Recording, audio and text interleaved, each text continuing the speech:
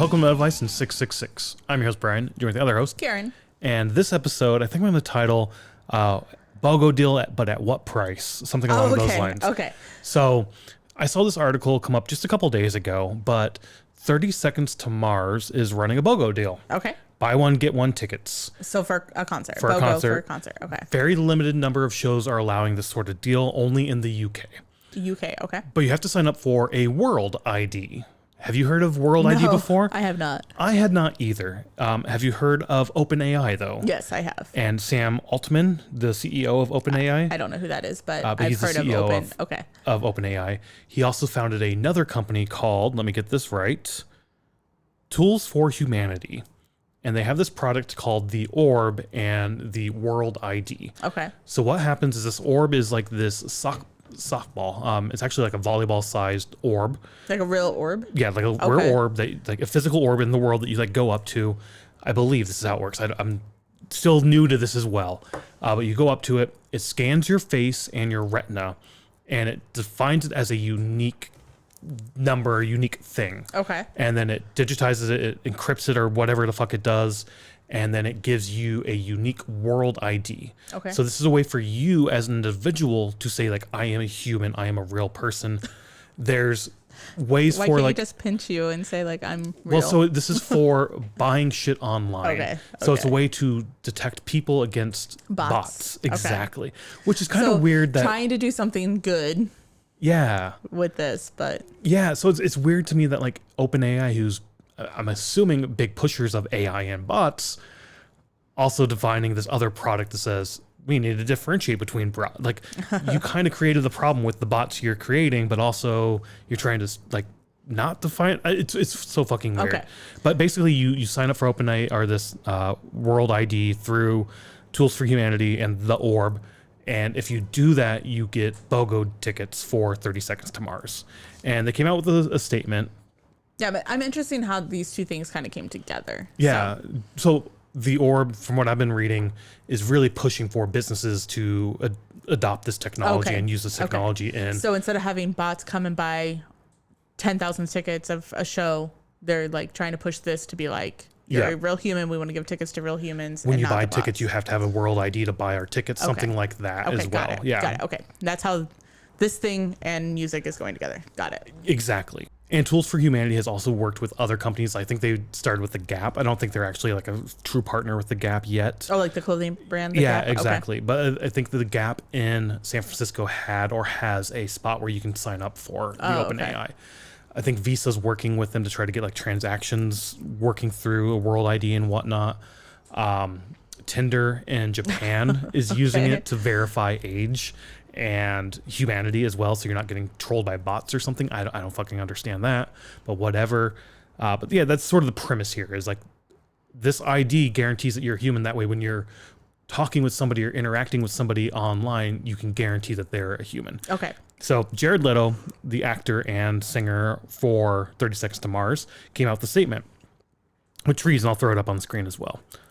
Live music is about connection, energy, and shared experiences.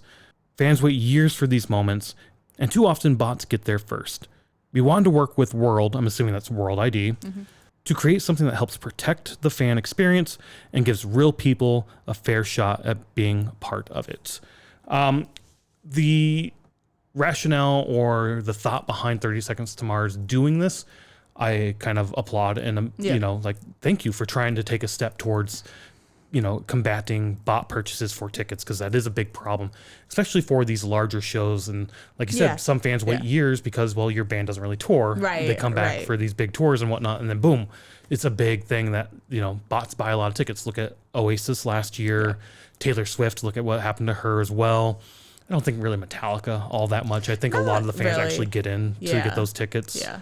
But it could happen to Metallica. I mean, look at the Sphere. Yeah, I think it does happen for Metallica before, and especially like the 40th anniversary and stuff. Those shows that they did, I'm pretty sure. I mean, some of those are like you have to have a fan code and everything to get them, but yeah. So I get why they're doing it. I think it's great that they're trying to combat it.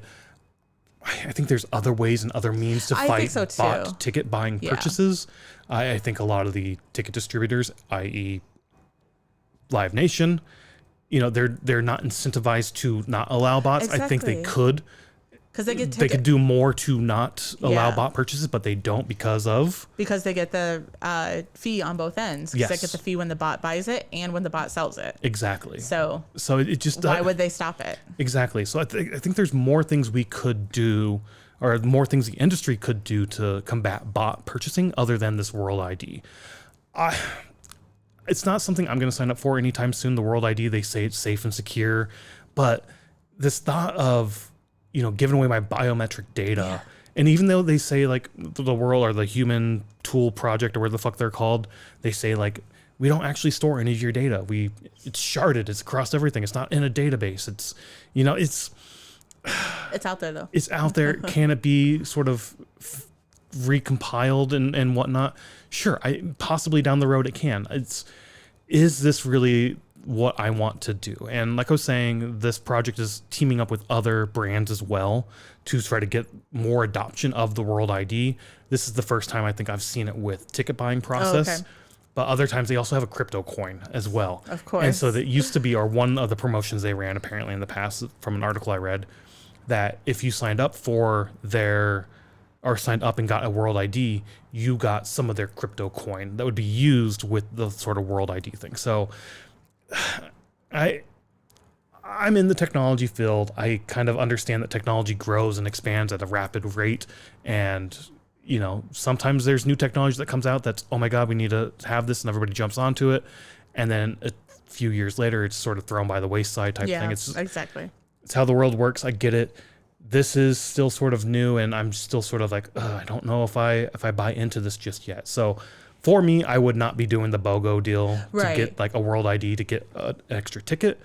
But there's some out there who might. So I don't know. Could you imagine if you had to have a World ID to buy a ticket in the future?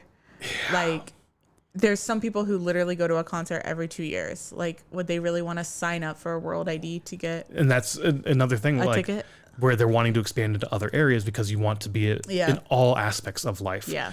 This, again, it makes sense to me to like try to fight against the bot purchasing. Yes, of course. But again, there's other ways we can combat this. This is one step that could help, but there's other more significant things we could do to make sure that bots don't buy tickets. Agreed there. Yeah. So this was just a really interesting thing I saw, like, the music industry melding key or new technology happens all the time. We talked about it with Avenged Sevenfold using AI imagery behind them for their live set. I'm sure a lot of bands do AI imagery now. Yeah. We just don't see or don't notice or. Yeah. Other types of just, exactly. New forms of technology being introduced or incorporated with music, especially from like a live standpoint. So this was just a new thing that I was sort of like, oh, this is interesting. I don't know what I feel about this. And I just wanted to quickly chat about it. Yeah. Yep. It's a good chat. It's an interesting thought to have. Yeah.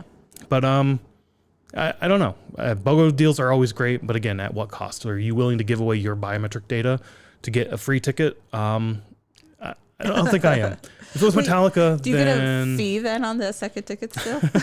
Probably, yes. Probably, because the fees are still there, I'm sure. That's true. Okay, anyways. If Metallica did it for their 50th, that's true. Then it's like, oh, fuck, all right. Well, fuck, we're signing up because we're going to the 50th. I guess so, yeah. I don't know. Maybe it's just that one little thing I need to push me over the edge there. I don't know. Right. I don't know. We'll see. The future's a weird, scary place sometimes, and I don't know. Well, who knows? But in any case, get out, check out some live music.